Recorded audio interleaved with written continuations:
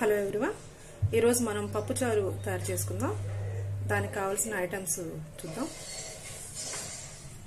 ముందుగా పోపు దినుసులు, పసుపు, కారం, ఉప్పు, కొంచెం చింతపండు నానబెట్టుకోవాలి. తర్వాత పచ్చిమిర్చి, టమాటా, ఒక ఉల్లిపాయ, 4 రెమ్మలు ఎల్లుల్లిపాయలు, కొంచెం కరివేపాకు, ఒక గిద్ద కడిగి నానబెట్టుకున్న కందిపప్పు, పప్పులో కొంచెం పసుపు వేసి బాయిల్ చేసుకున్నాం. ఒక 3 విజిల్స్ పెట్టుకొని పప్పుని మెత్తగా బాయిల్ చేసుకున్నాం.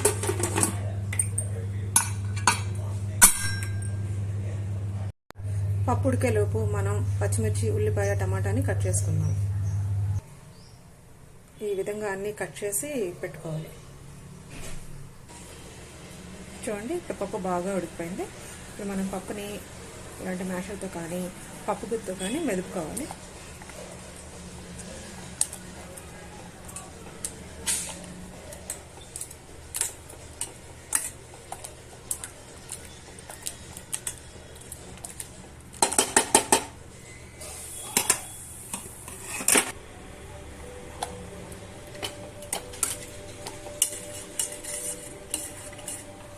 చూడండి, ఈ విధంగా పప్పు అంతా మెత్తగా అయిపోయింది. ఇప్పుడు ప్రాసెస్ స్టార్ట్ చేద్దాం. ఇప్పుడు స్టవ్ పైన ఒక బాండి పెట్టుకుందాం. ఇప్పుడు బాండి బాగా వేడైపోయింది. అందులో కొంచెం 3-4 టేబుల్ స్పూన్ ఆయిల్ వేసుకుందాం. ఆయిల్ బాగా వేడైంది. ఇప్పుడు అందులో మనం ఎండుమిర్చి, తాలింపు గింజలు వేసుకుందాం. అది ఫ్రై అయిన తర్వాత దంచిన ఉల్లిపాయలు, తర్వాత కరివేపాకు, అందులో చిటికెడు ఇంగువ, ఒకసారి బాగా కలుపుతాను. తాలింపు ఫ్రై అయిపోయింది. ఇప్పుడు ఇందులో మనం ఉల్లిపాయలు, పచ్చిమిర్చి వేసుకోవాలి. కొంచెం ఫ్రై అయిపోయింది.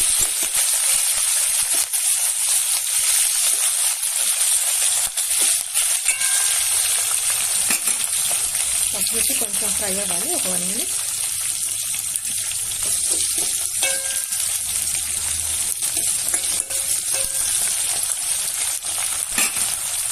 ఇప్పుడు ఇందులో ఉల్లిపాయలు,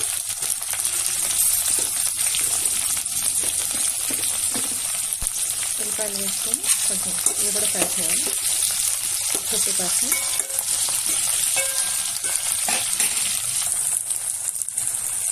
ఇప్పుడు ఇందులో టమాటా వేసుకున్నాం.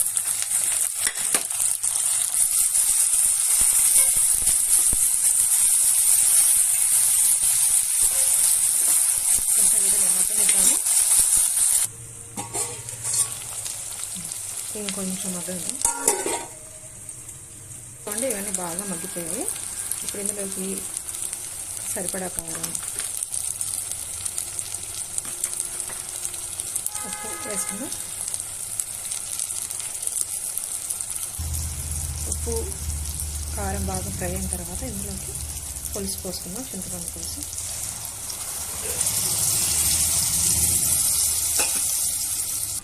ఈ పులుసు అంతా కొంచెం 2 మినిట్స్ బాగా ఉడకాలి. మూత పెట్టేసుకోండి. చూడండి, ఇప్పుడు పులుసు బాగా ఉడికిపోయింది. ఇప్పుడు మనం బాయిల్ చేసిన పప్పు ఇందులో వేసుకుందాం.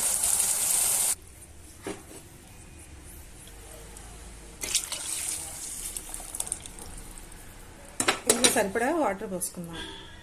చూడండి, ఈ స్టేజ్లో ఒకసారి ఉప్పు, కారం అన్నీ ఒకసారి సరిపోయేలా చెక్ చేసుకొని మూత పెట్టేసుకొని సిమ్లో పెట్టేసుకొని బాగా మరగనివ్వాలి. 10 minutes మరగనివ్వాలి.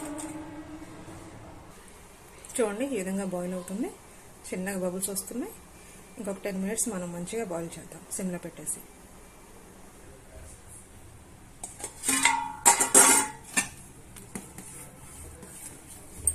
Medium flame to slow పెట్టుకుంటూ బాయిల్ చేయాలి.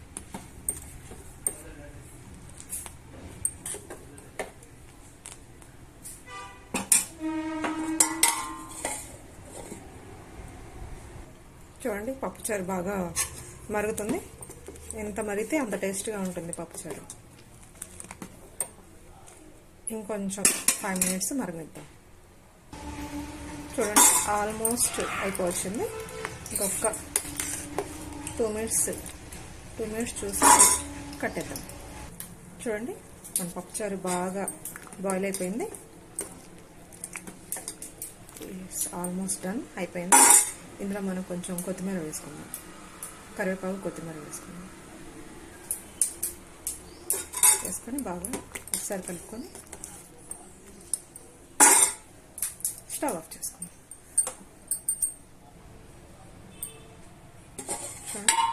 పప్పుచారు రెడీ అయిపోయింది.